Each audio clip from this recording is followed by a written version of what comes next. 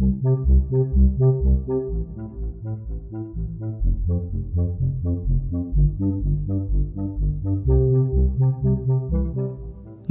Buddhaya. Welcome back to Monks in the Morning from Colombo Dhamma Friends of Mahamayonawa. We're so happy that you could tune in today. It's wonderful to get to spend time with all of you.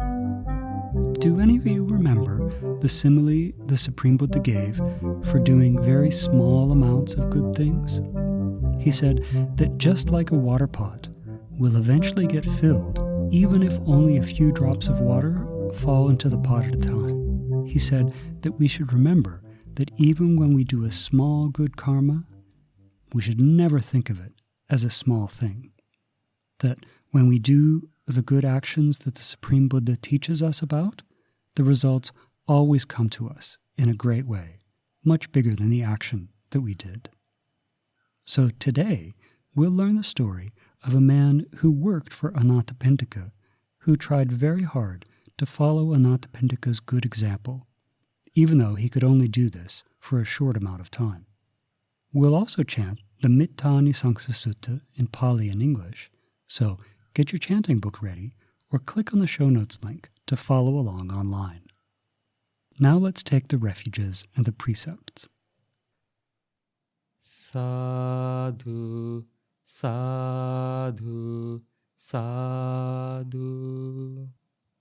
Namo tassa bhagavato arahato samma sambuddhassa. Namo tassa bhagavato arahato samma sambuddhassa. Namo tassa bhagavato arahato Samma sambuddhassa. Buddhaṃ saraṇaṃ gacchāmi.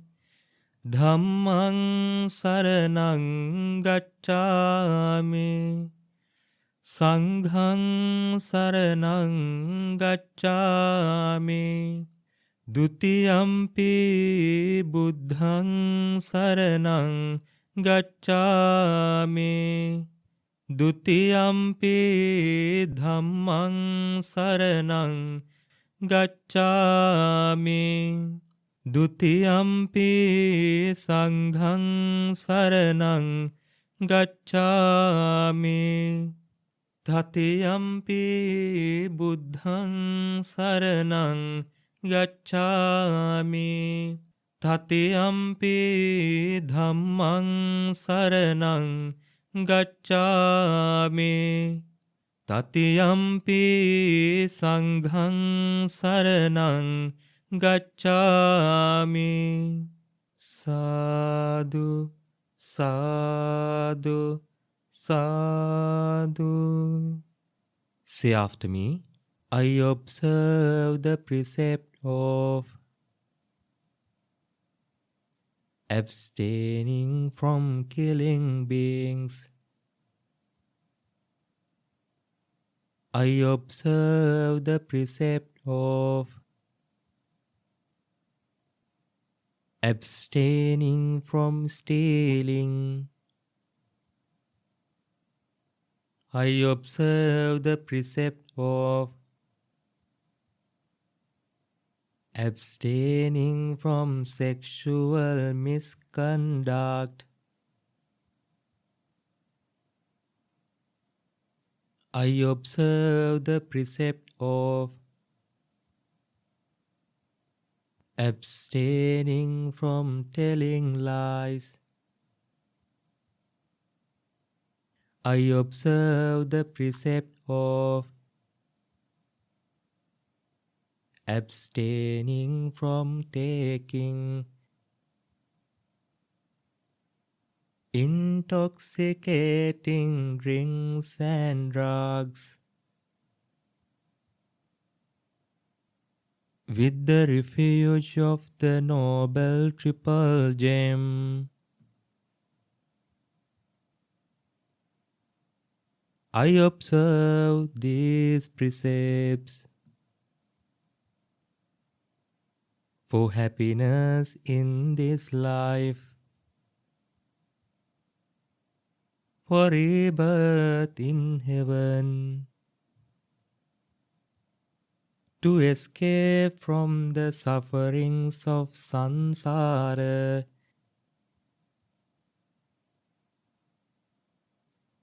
May it help me. May it be a blessing. Sadhu, sadhu, sadhu.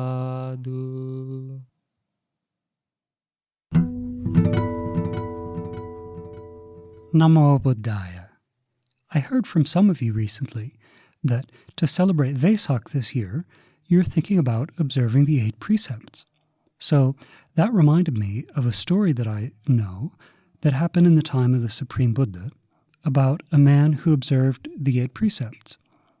Once, there was a group of ascetics, so like monks, but not part of the Mahasangha, monks like from a different religion, and they were coming back from spending time in the mountains, and on their way back to the village, they stopped at a very beautiful tree, and they sat there, and the older monk, the older ascetic, had the thought, this is such a beautiful tree, there must be some kind of a deva living in this tree. And so he had the wish, I wish that I had some water to drink. I wish that all of us had some water to drink. And the ascetic was correct. There was a deva living in the tree, and that deva brought them water. So they all had water to drink.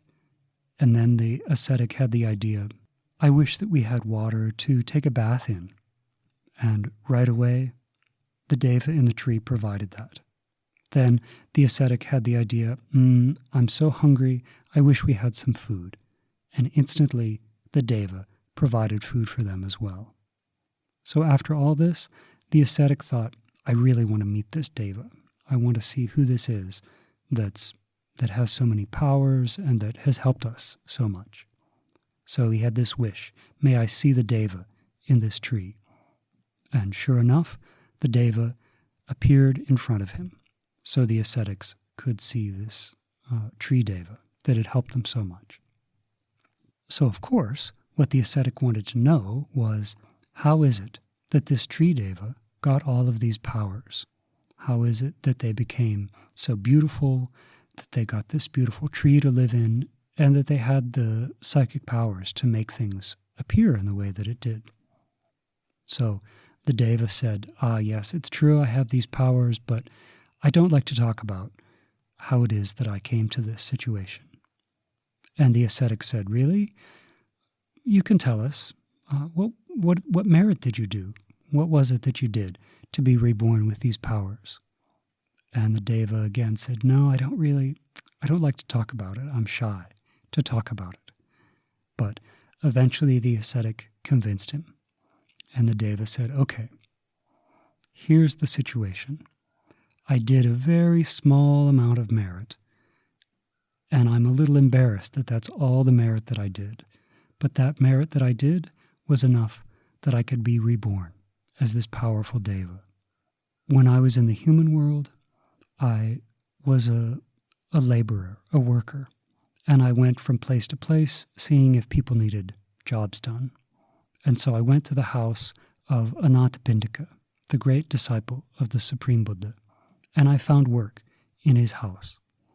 So one day I went out to work in the fields, and I worked all day long, but then when I came back in the evening, they offered me some food. Now normally when people would offer me food when I came back to the house, there would be lots and lots of people eating. But on that day, there was no one else eating. Well, it turns out that that was the Uposatha day, the day that people like to observe 8 precepts and not eat after 12 o'clock. But Anāthapiṇḍika knew that this man was out working. He knew that the man hadn't observed the 8 precepts, so he instructed his workers to make food for this man. When the man realized that it was an Uposatha day and that everyone else in the house was observing the precepts, he wanted to know, well, is it too late for me to observe the precepts? The workers weren't sure, so they went to Anāthapiṇḍika and asked, and Anāthapiṇḍika said, well, of course, you can start observing the precepts right now. It doesn't matter if you started at the beginning of the day or not, you can observe them for half a day. And so the man was very happy, and he took a bath, put on clean white clothes, and didn't eat the food that was prepared for him. Now, it so happened that because this man had worked so hard that day, that he had a disorder in his stomach from not eating, and he started to feel very, very bad. And when Anāthapiṇḍika heard about this, he came to the man and said, oh, I hear that you're not doing well. Why don't you take some of this sugar? Why don't you have some of these sweet things? We're allowed to eat these in the evening, even if we're observing the 8 precepts. But the man said, no, I know that I'm allowed to eat those, but I'm only observing the 8 precepts for half a day, so I really don't want to eat anything at all. And Anāthapiṇḍika said, please eat these things, you're allowed to eat them. But again, the man said, no, you can eat them. Today I'm going to not eat anything at all for the rest of the day. Because of this man's great confidence in the Supreme Buddha, his great confidence in keeping the precepts, even though he became very sick, his mind was very calm and peaceful.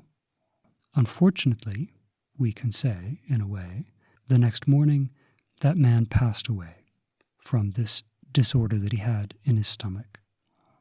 But the instant that he passed away from the human world, he was reborn in the Deva world because of the dedication that he had to keeping the 8 precepts.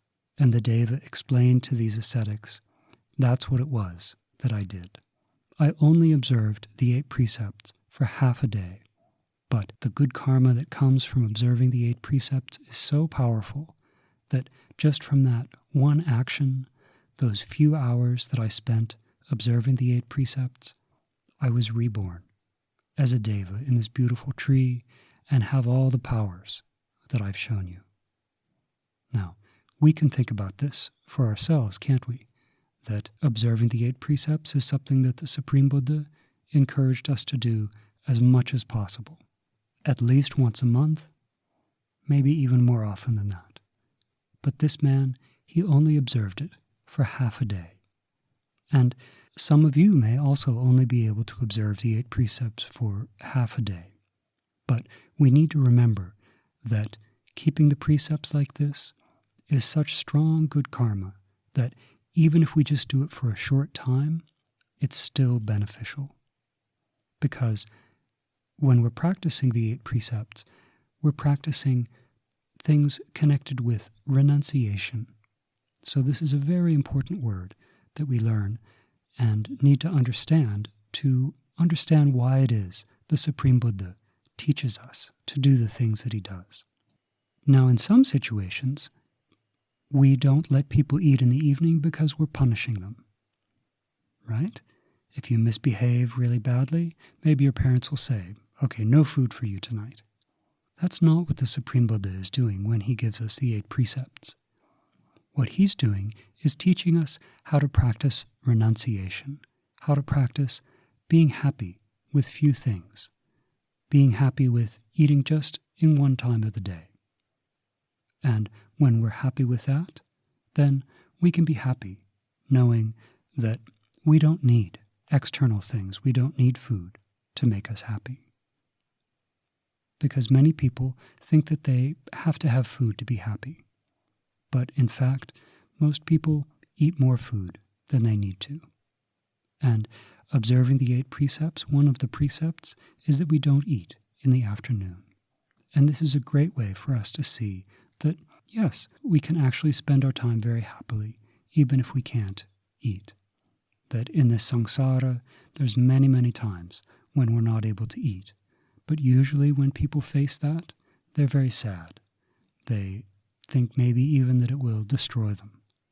But when we train under the Supreme Buddha's instructions, then we know, sometimes giving up something gives us even more happiness. That we know we don't always need these external things to make us happy. So when you have the chance to observe the 8 precepts, whether it's for a whole day or for a half a day, or even just for a few hours, I want you to always remember the story of this man who just observed the precepts very carefully for half a day, and because of that action, had wonderful results, very powerful results in his life. And not only with the 8 precepts, but whatever amount of merit that we're able to collect in the Buddhasasana, we should remember that this is not a small thing, that it's something very powerful, that it always gives good results in the future. So, may all of you have the opportunity to observe the 8 precepts, even if it's just for a short amount of time, to practice the Supreme Buddha's teachings on renunciation, and to experience happiness from this. So, through recollecting this Deva's merit, through remembering the Supreme Buddha's teachings, may we soon experience for ourselves the supreme bliss of Nibbana in this Gautama Buddha's dispensation. Sadhu, sadhu, sadhu. Namo Buddhaya.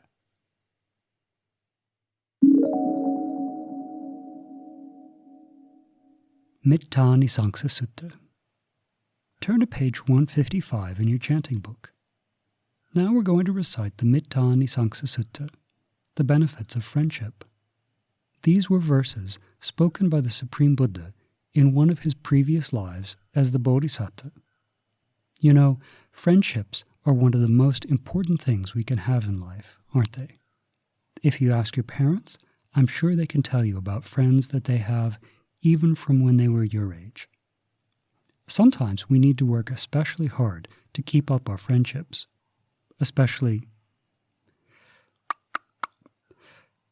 Sometimes we need to pay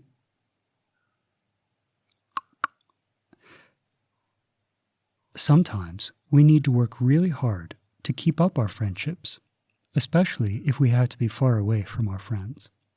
So, as you chant this sutta, try and think of ways that you can maintain these friendships even when we can't see our friends very often. Now let's chant together. Namo tassa bhagavato arahato samma sambuddhassa. Namo tassa bhagavato arahato samma sambuddhassa. Namo tassa bhagavato arahato samma sambuddhassa. Pahuta bhakho bhavati vipavutto sakaghara bahunang upajivanti yomitananna dubhati. He who maintains genuine friendship will, whenever he goes far out of his home, receive an abundance of hospitality. Many will obtain, they are living through him.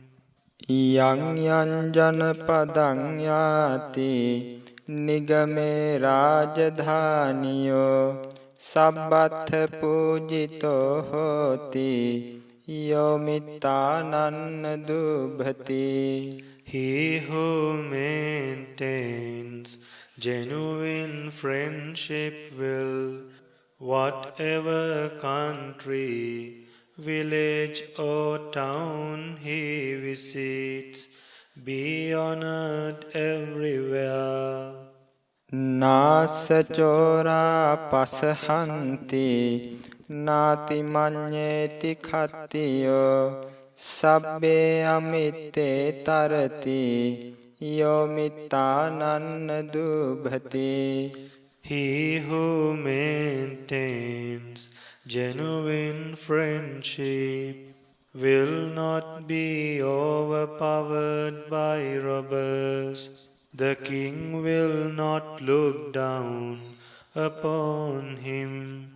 He will triumph over all his enemies. අක්කුද්ධෝ සඝරං ඒති සභාය පටිනන්දිතෝ ඥාතිනං උත්තමෝ හෝති යෝ මිත්තානන්න දුභති. He who maintains genuine friendship returns home with feelings of kindness, rejoices in the assemblies of people, and becomes the chief among his relatives. සක්කත්වා සක්කතෝ හෝති ගරු හෝති සගාරවෝ වන්නකිත්ති භතෝ හෝති යෝ මිත්තානන්න දුභති. He who maintains genuine friendship, being hospitable to others, in turn receives hospitality. Being respectful to others, in turn receives respect. He enjoys both praise and beauty. පූජකෝ ලභතේ පූජං වන්දකෝ පටිවන්දනං යසෝ කිත්තිංච පප්පෝති යෝ මිත්තානන්න දුභති. He who maintains genuine friendship, being a giver, in turn he receives gifts. Being worshipful to others, in turn he is worshipped. He attains prosperity and fame. අග්ගියථා පජ්ජලති දේවතාව විරෝචති Siriya අජහිතෝ හෝති යෝ මිත්තානන්න දුභති. He who maintains genuine friendship shines like a fire and is radiant as a deity. Never will prosperity forsake him. ගාවෝ තස්ස පජායන්ති කෙත්තේ වුත්තං විරුහති පුත්තානම් ඵලමස්නාති යෝ මිත්තානන්න දුභති. He who maintains genuine friendship will have many breeding cattle. What is sown in the field will flourish. His children will achieve success in life. දරිතෝ පබ්බතාතෝ වා රුක්ඛාතෝ පතිතෝ නරෝ චුතෝ පතිට්ඨං ලභති යෝ මිත්තානන්න දුභති. He who maintains genuine friendship, should he fall from a cliff, mountain or tree, he will always be protected. විරුල්හ මූල සන්තානං නිග්‍රෝධමිව මාලුතෝ අමිත්තානප්පසහන්ති යෝ මිත්තානන්න දුභති. He who maintains genuine friendship cannot be overthrown by enemies. even as the deep-rooted banyan tree cannot be uprooted by the wind. Etena saccena suvatti hotu. By this truth, may there be well-being. Sadhu, sadhu, sadhu.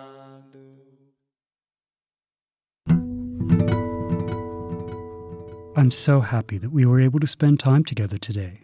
We hope that you learned something new, and we really hope that you can use what you learned as you go about the rest of your day. I really like the story that we learned today because it reminds me that we should not be afraid to start something even if we're going to be a little late, like this man who was late to start observing the 8 precepts on the Uposatha. I think many of us in that man's position might have just given up and skipped observing the 8 precepts. So we can remember his example and not be shy to start to do something good, even if we're a little late. Now let's share merits. Today, in this short amount of time, we've done many wholesome actions by body, by speech, and by mind. We've gone for refuge, you've taken the precepts, we learned this story about the man who got such good results from only observing Uposatha for half a day. And we recited the Mitta-Nisangsa Sutta, the benefits of friendship. So, when we do meritorious actions like this, we like for others to rejoice in this merit. So, may all heavenly beings rejoice in this merit. May they protect the Supreme Buddha's Dhamma. May they protect those who practice this Dhamma. And may they soon experience for themselves the supreme bliss of Nibbana in this Gautama Buddha's dispensation. Sadhu, sadhu, sadhu. And may our teacher Lokaswami, may all of our teachers, our parents, our relatives, our friends, may they all rejoice in this merit, and may they soon experience for themselves the supreme bliss of Nibbana in this Gautama Buddha's dispensation. Sadhu, sadhu, sadhu. Namo Buddhaya.